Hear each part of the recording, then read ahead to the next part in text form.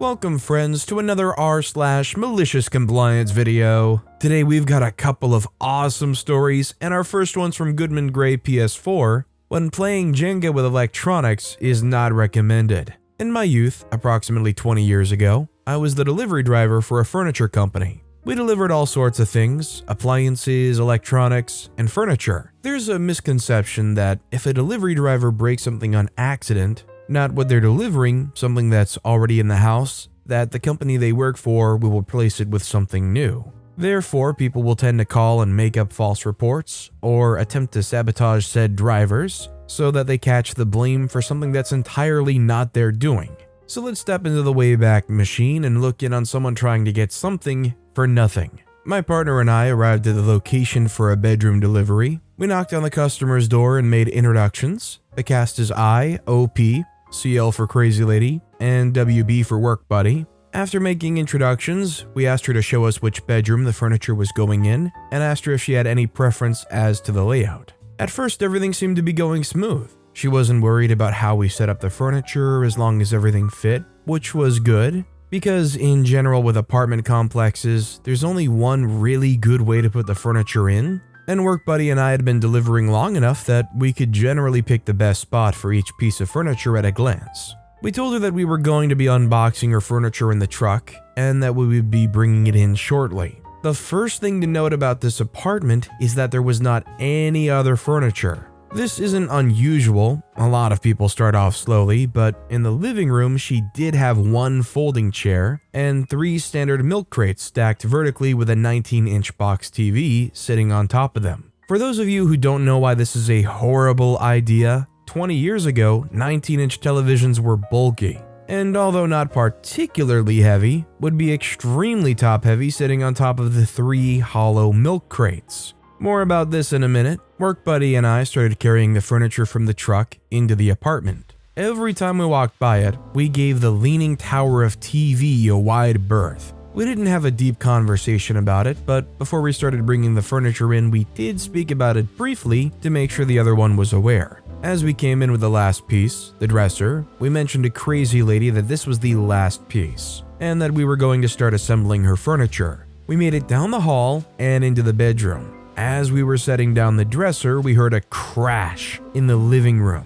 Immediately following, we heard a string of cussing. We went back into the living room to make sure everything was okay. And I'll give you 3 guesses, but you'll only need one. The television was on the floor, laying on its side, and actually sparking. I quickly stepped up and unplugged the TV, and its life force fizzled out. She began to rant and rave about how we broke her television and the store owed her a new one. We tried to explain to Crazy Lady that we were in the bedroom when the television fell, that we weren't responsible, and when all of that failed, we told her that she should probably contact the store, that we can't promise her anything. Work Buddy called the boss and explained the situation to him before she could, so when she called him, he would have our side of the story first. Work Buddy and I went and put the bedroom set together as quickly as possible. We got Crazy Lady to sign for the delivery while she was still talking to our boss, and we got out while getting was good. We got back to the store and met our boss in his office. Somehow Crazy Lady managed to convince him that despite the fact that we were in a different room, and that she had the TV basically in a Joker-style hero trap, that it was our fault. And basically the boss said that it was our responsibility to replace the television, that we had to get her something equal to or better than what she had. Neither Work Buddy or I was happy with this, but essentially we were over a barrel. I went home that night angry because I was getting ready to upgrade my own television, and now I was going to have to spend money on replacing this Crazy Lady's TV. I went home, had a decent meal, went to my room, and started to turn on my television when I had an epiphany. My hand had stopped just so I have the power button because I realized that I was staring at her television. Now, I don't mean that it was just a television I was going to give her. I mean, it was the exact same RCA model and size as the TV that fell off the tower. It was quite literally the exact same television, people. And this is where the malicious compliance came in. The next morning, I brought my television with me to work. I put it in the back of the work truck and asked my boss if I could take work buddy to go pick out a TV and deliver it to her. I got the green light for that. We went to a pawn shop that I knew well and found myself a nice 36-inch flat screen TV. Not completely flat like LCD, just an upgrade from the tube. Remember folks, we're still working with flip phones back then. Work buddy thought I was buying it for her and tried to argue that it was way too nice and that we were spending way too much money. I told him to just give me $20 and not to worry about the price. He saw why when we opened up the back of the work truck, and his grin was as big as mine. I did deliver that nice bigger TV to my house, where I placed it where the other television had been. I spent the time driving, explaining to him that I already had the television to replace hers at home, and we both knew that she was going to be furious. But my boss did say equal to or better. You can't get more equal to than the exact same television. We delivered the television. When she answered the door, I set my TV next to hers on the ground. Work buddy already had his flip phone open with the camera engaged. I plug it in, show her it worked, and work buddy snapped a picture of it. Crazy lady immediately started going on a tirade about how she was supposed to get a new television. She told me that my boss had promised her a flat TV. Then I explained to her the fact that I was only responsible for giving her the equivalent of what she lost. When she realized she wasn't winning the argument and we were on our way out, she actually had the nerve to ask us to put it back up on the milk crates for her. We told her that if she wanted it up there, she can get it up there herself. Our responsibility to her was over. Work buddy and I loaded up into our box truck and rode into the sunset, never to darken her doorstep again. P.S. She did call the store and complain a day or so later, but I did explain to my boss exactly what happened.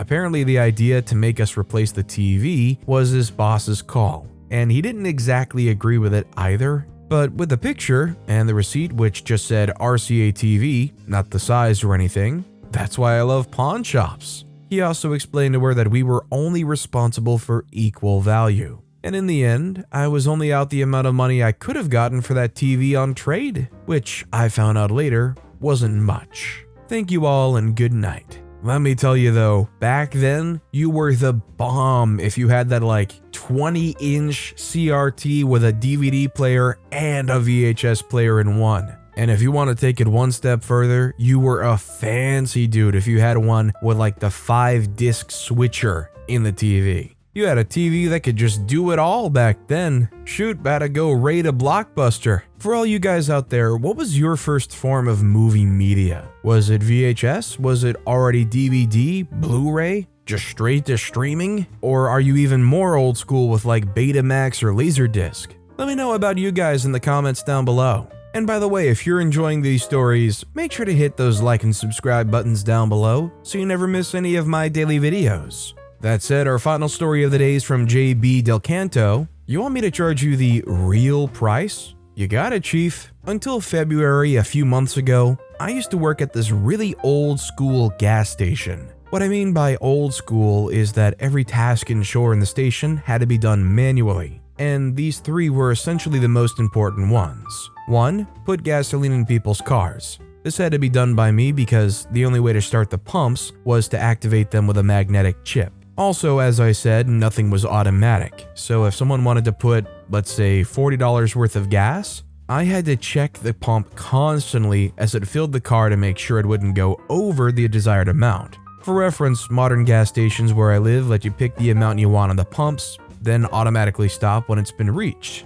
Unrelated malicious compliance, some people would insist on putting the quantity of gas they wanted themselves, and I always told them, sure, whatever, but make sure to stop at the right amount, otherwise you'll have to pay for what you put in your car, even if it's more than you wanted. Spoiler alert, they almost never stopped on time, and would always get upset at me for not stopping it before. My answer would always be A, you can either pay, and we're all happy because I told you to check what you were doing, or B, you leave without paying, but in exchange I call the police on you for gas theft. Let's say that 95% of the time they'd choose option A. 2. Changing the gas prices. As I said previously, the pumps were quite old, probably dating from the 80s, and that meant changing the digits for the price on the pumps one at a time. If the price was $131.9 and I needed it to be at $129.7, I'd have to put it to $131.7 first, then $139.7, and then finally to $129.7. One pump at a time.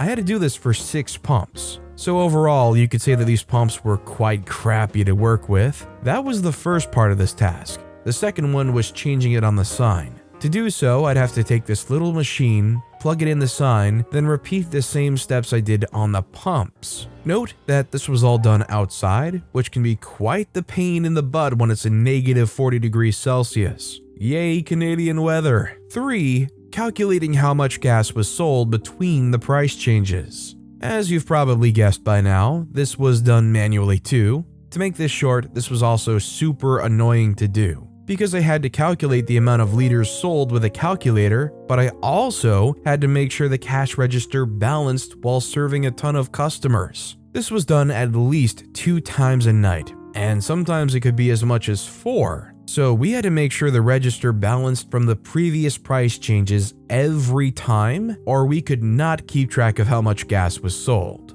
Now the story, it happened around 3 years ago on a really busy night when I was in the middle of rush hour. One of my superiors had called me to tell me to change the price from $1.309 per liter to $1.259 a liter. Okay, cool, this isn't a problem. I always do this kind of stuff during rush hour. So in between customers, I changed the price on each pumps. But since the machine for the sign is still inside the station, I don't have the time to go just yet and leave the sign at $1.309 per liter. Note that the pumps are now at $1.259, so customers are actually paying less than what the sign says. This is one of the few tips our manager gave us and encouraged us to do. If the price was going down, we would always change the pump's price first, then the sign. And if the price was going up, we would do the opposite. This way, it would look like as if we were undercharging the customers because the sign was always at a higher price than the pumps.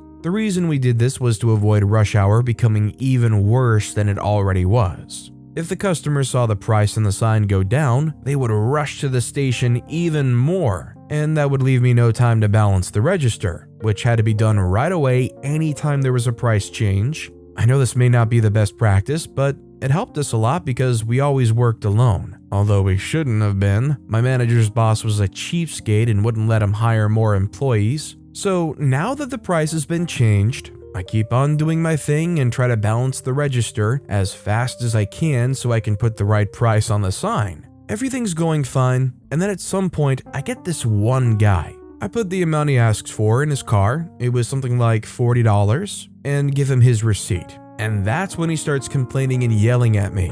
He says that the price on the receipt, $1.259, so actual price, doesn't match the sign. So I proceed to explain to him that I changed the price on the pumps first, and that if he looks at them, he'll see that the price on the receipt matches them. All should be good now, right? Nope.